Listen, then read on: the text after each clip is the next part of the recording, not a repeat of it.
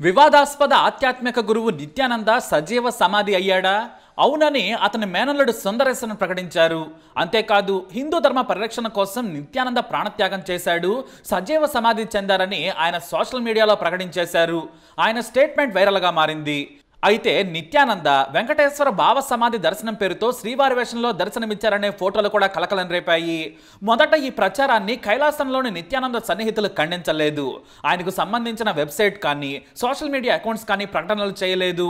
దీంతో అంతా ఇది నిజమే అనుకున్నారు. కానీ నిత్యానంద బ్రతికే ఉన్నాడు. భారత్లో జరుగుతున్న ప్రచారం ఉతదేనని చెప్పారు. అయితే ఉగాది రోజున ఆయన లైవ్ లో కొన్ని ప్రవచనాలు చెప్పారు. ఏప్రిల్ 3న కూడా ఆయనకు షెడ్యూల్ ఉంది. అంటే 3వ తేదీ భక్తులకు అనుచరులకు దర్శనమిస్తారు. కాబట్టి నిత్యానంద బతికే ఉన్నాడని ప్రకటించేశారు. దీంతో నిత్యానంద బతికే ఉన్నాడని అంతా నమ్ముతున్నారు. కానీ నిత్యానంద వెనక ఏదో పెద్ద వ్యవహారమే నడుస్తోందనే కామెంట్స్ కూడా వినిపిస్తున్నాయి. నిత్యానంద ఆరోగ్యం చాలా ఏళ్లుగా బాగోలేదు. ఆయన రహస్యంగా శ్రీలంక వచ్చి ట్రీట్మెంట్ తీసుకుని వెళ్లారనే ప్రచారం కూడా ఉంది. అయితే ఇప్పుడు ఆయన మేనల్లుడు ఎందుకు నిత్యానంద మరణం మీద ప్రకటన చేశారనే దానిపై కూడా పెద్ద ఎత్తున చర్చ సాగుతోంది. నిత్యానంద అనారోగ్య సమస్యలతో ఇబ్బంది పడుతున్నాడు.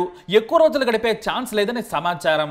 అందుకే భారత్లోని వేల కోట్ల విలువైన ఆస్తులను స్వాధీనపరుచుకునేందుకు కొంతమంది ఇక్కడ ప్లాన్ చేస్తున్నారట. ఎందుకంటే ఆయన భారత్కు వచ్చే పరిస్థితి అయితే లేదు. నిత్యానంద మేనల్లుడు చాలా ఆశ్రమాలను నడుపుతున్నారు. కానీ చాలా వరకు అవి ఖాళీగానే ఉన్నాయి. కాకపోతే ఆ భూముల విలువ కోట్లలో ఉంది. ఇటు పసిఫిక్ దీవుల్లోని కైలాసంలో కూడా నిత్యానంద భారీగా ఆస్తులు కొన్నారు. అయితే ఆ ఆస్తులను, ఆశ్రమ వ్యవహారాలను, నిత్యానంద వ్యక్తిగత విషయాలను నటి అతని ప్రియురాలు రంజిత చూసుకుంటున్నారనేది బహిరంగ విషయం.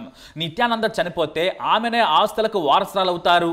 అతని పేరు మీద దర్శనం పేరుతో మరో వ్యాపారం మొదలు పెట్టేందుకు సర్వం ఏర్పాట్లు చేసుకుందట రంజిత. ఇక నిత్యానంద గురించి కాస్త తెలుసుకుంటే, నిత్యానంద 1978 జనవరి 1న తమిళనాడులోని తిరువన్మలైలో పుట్టారు. ఆయనకు చాలా పేర్లున్నాయి. నిత్యానంద పరమశివం, పరమహంస అనే పేర్లున్నా కూడా నిత్యానంద స్వామి అనే పేరుతోనే పాపులర్ అయ్యాడు. అయితే 12వ ఏట రామకృష్ణ మఠంలో జాయిన్ అయ్యాడు. అది కూడా తన స్నేహితులు జాయిన్ అవుతున్నారని వెళ్ళాడంతే. పేదరికంలో ఉన్న నిత్యానంద అక్కడ మంచి చదువు బోధనతో పాటు భోజనం కూడా దొరుకుతుందని వెళ్ళాడు. ఇక ఆశ్రమంలో ఉంటూనే చదువుకున్నాడు. కానీ 17 ఏళ్లకే విషయం తెలుసుకున్నాడు. ఇంటర్మీడియట్ వరకు చదువుకున్న నిత్యానంద చదువుకుంటే కూడా స్వామి వేషాలు మంచి లాభాలు ఇస్తాయనుకున్నాడు. అందుకే మెల్లిగా భారతం, భగవద్గీత మీద పట్టు సాధించాడు. తన కుటుంబాన్ని వదిలేసి ఓ డబ్బున్న స్నేహితుడి సాయంతో బెంగళూరు దగ్గర బిదారి అనే ఖాళీ మైదానంలో ధ్యానపీఠం మొదలుపెట్టాడు. అప్పటికి నిత్యానంద వయసు 24 ఏళ్లు. అక్కడ కేవలం మొదట ప్రవచనాలే చెప్పేవాడు. గీతలోని సారాంశం చెబుతూ భక్తులను బాగా ఆకట్టుకున్నాడు. అంతేకాదు విదేశీయులను ఆకట్టుకునేందుకు వెబ్సైట్ ద్వారా ప్రచారం కూడా చేసుకున్నాడు. యోగా, ధ్యానం ప్రవచనాలతో తెగ పాపులర్ అయ్యాడు. ఆ తర్వాత శివసూత్ర పేరుతో ఉపన్యాసాలు ఇచ్చేవాడు. హిందూ ధర్మం గురించి గొప్పగా చెబుతూ స్వామిగా గుర్తింపు తెచ్చుకున్నాడు. కర్ణాటకలోని ఆశ్రమం ఆ పరిసర ప్రాంతాల్లో పాపులర్ అయిన తర్వాత తమిళనాడులోని ఆశ్రమానికి వచ్చి వెళుతూ ఉండేవాడు. అప్పుడే నటి రంజిత తన మానసిక ప్రశాంతత కోసం నిత్యానంద ప్రవచనాలు వినేందుకు వెళ్ళింది. విఐపి కోటాలో ఆమెకు స్వామికి దగ్గరగా సీటు కల్పించారు. ఆ తర్వాత స్వామి నిత్యానంద తన ఏకాంత గదికి పిలిచి మాట్లాడాడు. ఆమెకు మొదట మంచి మాటలు చెప్పాడు. ఆ తర్వాత నా శిష్యురాలుగా ఉంటే బాగా చూసుకుంటానని హామీ ఇచ్చాడు. అంతేకాదు ఆమెను ఆశ్రమం నుంచి ఖరీదైన కారులో ఇంటికి పంపేవాడు. ఆ తర్వాత డబ్బు, అతని పాపులారిటీ చూసి భర్తను వదిలేసింది రంజిత. ఇంకేముంది, అతనితో అక్రమందం పెట్టుకుంది. మెల్లిగా ఆశ్రమ వ్యవహారాలు రంజిత చేతికొచ్చాయి. ఎందుకంటే నిత్యానంద బెడ్రూమ్లోకి వెళ్ళగలిగేది ఆమె ఒక్కరే. కానీ ఆ తర్వాత నిత్యానందకు నిత్య శృంగార సేవలు చేస్తూ రంజిత తరించింది. అంతేకాదు ఆశ్రమం మొత్తం తన చేతికి వచ్చిన తర్వాత స్వామిని కూడా తన కొంగు కట్టేసుకుంది. అయితే ఆశ్రమ డ్రైవర్ను అవమానించాడు నిత్యానంద స్వామి. అతనికి జీతం కూడా సరిగా ఇవ్వలేదు. బెదిరింపులకు పాల్పడ్డాడు. దీంతో నిత్యానంద స్వామికి ప్రవచనాలు తెలిస్తే అతనికి మోడర్న్ టెక్నాలజీ తెలుసు. ఓ జర్నలిస్ట్ సాయంతో నిత్యానంద బెడ్రూమ్లో బెడ్కు ఎదురుగా రహస్య కెమెరాలు పెట్టాడు. క్లీనింగ్ పేరుతో ఇతర పనులున్నాయని నిత్యానంద రంజిత లేని సమయంలో కెమెరాలు పెట్టించాడు. ఇంకేముంది, హెచ్డి క్వాలిటీలో వీడియోలు రికార్డ్ అయిన తర్వాత ఆ సదరు జర్నలిస్ట్కు వాటిని ఇచ్చాడు. ఆ తర్వాత డ్రైవర్ కూడా అక్కడి నుంచి పారిపోయాడు. కట్ చేస్తే సన్ టీవీలో ఈ వీడియోలు టెలికాస్ట్ అయ్యాయి. నటి రంజిత ఎంతటి కసక్క అనుకొని అంతా షాక్ అయ్యారు. ఎందుకంటే అప్పటికే ఆమె హీరోయిన్ గా చాలా పాపులర్. మంచి హిట్ సినిమాల్లో కూడా నటించింది. తెలుగులో జగపతి బాబుతో మావి చిగురు సినిమాలో నటించింది. ఆ మూవీ హిట్ కూడా అయింది. అయితే వెండి తెర మీద పద్ధతిగా ఉండే రంజిత ఇలా స్వామి వేషాలు వేస్తూ స్వామికే శృంగార పూజ చేస్తుండడం చూసి షాక్ అయ్యారు. అయితే ఆ వీడియో నకిలీదని సన్ టీవీ మీద కేసు పెట్టింది రంజిత. కానీ కోర్టు ఆ వీడియోలను ఫారెన్సిక్ ల్యాబ్ కు పంపింది. ఇక తీర్పు రాకముందే గుజరాత్ లోని ఆశ్రమానికి పారిపోయారు. ఇక తమిళనాడు, కర్ణాటకలోని ఆశ్రమాల్లో యువతలపై లైంగిక దాడి చేశాడనే ఆరోపణలు కూడా వచ్చేశాయి. శిష్యులని చెప్పి వారిని ఆశ్రమంలోనే ఉంచుకుంటూ లైంగిక దాడికి పాల్పడ్డాడని చాలా మంది ఆరోపించారు. ఇక స్కూలు, కాలేజీలను నిర్వహించిన నిత్యానంద యవ్వనంలో ఉన్న విద్యార్థినులకు ఫీజులు లేకుండా చేస్తానని డబ్బు ఎరగా వేసి కూడా వారిని లైంగికంగా వేధించాడని కూడా ఆ తర్వాత ఆరోపణలు వచ్చాయి. అలా నిత్యానంద మీద కేసుల మీద కేసులేశారు. అవి కోర్టులో నడుస్తూనే ఉన్నాయి. రేపే అరెస్ట్ అని కూడా అన్నారు. అయితే చాలా తెలివిగా తప్పించుకు తిరిగాడు నిత్యానంద.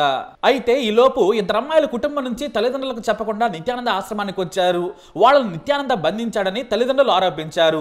ఆ తల్లిదండ్రులను ఆశ్రమంలోకి అడుగు కూడా పెట్టనివ్వలేదు. అయితే ఈ వివాదం మొదలడంతో ఆయన చెప్పా పెట్టకుండా అక్కడి నుంచి పారిపోయాడు. ఎందుకంటే ఇద్దరిపై అత్యాచారం చేశాడని పోలీసుల విచారణలో ఆ తర్వాత తేలింది. అంతేకాదు గదుల మాదిరిగా వరుసగా చిన్న చిన్న గుడిసెలు ఆశ్రమంలో నిర్మించాడు నిత్యానంద. అందులో మహిళలను ప్రత్యేకంగా ఉంచేవాడు. వారితో తనకిష్టం వచ్చినప్పుడు శృంగారం నెరిపేవాడు. దేవుడితో గడిపితే మీకు పుణ్యం వస్తుంది, పునర్జన్మ గొప్పగా ఉంటుందని లత్కోరు కబుర్లు చెప్పాడు నిత్యానంద. కానీ ఈ లోపు గుజరాత్ పోలీసులు ఆయన కోసం వెతకటం మొదలు పెట్టారు. కాకపోతే పోలీసుల కంటే తెలివైన వాడు నిత్యానంద. తన ప్రియురాలు, శిష్యులు, ఇతరులతో భారీగా బంగారం, డాలర్స్ లో కరెన్సీని తీసుకొని నేపాల్ మీదుగా పారిపోయాడు. మైనర్ బాలికల మీద కూడా అత్యాచారం చేశాడనే ఫిర్యాదులు రావడంతో భయపడ్డాడు. చిక్కితే అహ్మదాబాద్ లోనే తనను జైల్లో వేస్తారని భావించి చాకచక్యంగా పారిపోయాడు. నిత్యానంద దేశం దాటి వెళ్లాడనే వార్తలు వచ్చేశాయి. కానీ కొన్నాళ్లకు ఏకంగా తాను కైలాసం అనే దేశాన్ని సృష్టించానని ప్రకటించాడు. దాని పేరు యునైటెడ్ స్టేట్స్ ఆఫ్ కైలాస. ఆ దేశాన్ని ప్రకటించాడు నిత్యానంద. ఆ కైలాసానికి తన ప్రియురాలు రంజితను ప్రధానిగా ప్రకటించాడు. అంతేకాదు ఐక్యరాజ్య సమితిలో కూడా తాను కొన్న దీవిని దేశంగా గుర్తించాలని కూడా రిక్వెస్ట్ పెట్టుకున్నాడు. కానీ దేశానికి ఉండాల్సిన అర్హతలు, భౌగోళిక పరిస్థితులు లేవని తిరస్కరించింది యుఎన్. అయితే ఈసారి మేసాలు పెంచి వెంకటేశ్వర స్వామి ప్లేస్ లో తాను నిలబడి నేనే దేవుడిని ప్రచారం చేసుకోవడం మొదలు పెట్టాడు. కైలాసం దేశానికి పాస్పోర్ట్ తో పాటు కరెన్సీ కూడా క్రియేట్ చేశాడు. ఇక జాతీయ జంతువుగా నందిని, పక్షి శరభంగా ప్రకటించాడు. అధికార భాషలు ఇంగ్లీషు, సంస్కృతం, తమిళం. భారతదేశంలో హిందూ మతాన్ని ఆచరించడానికి ఇబ్బందులుంటే నా కైలాసానికి రండి, మీకు ఎలాంటి ఇబ్బంది ఉండదని ప్రకటించాడు. ఇంతకీ పసిఫిక్ సముద్రంలో ఈ కైలాసం ఎక్కడుందో ఎవ్వరికీ తెలియదు.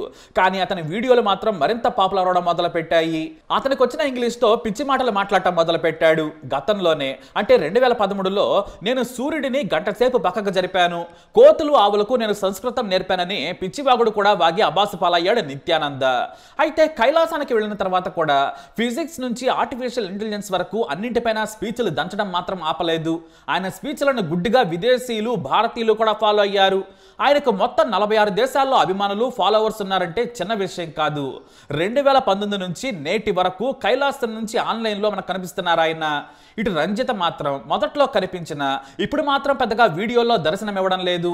కైలాస దేశానికి ప్రధాని రంజితనే.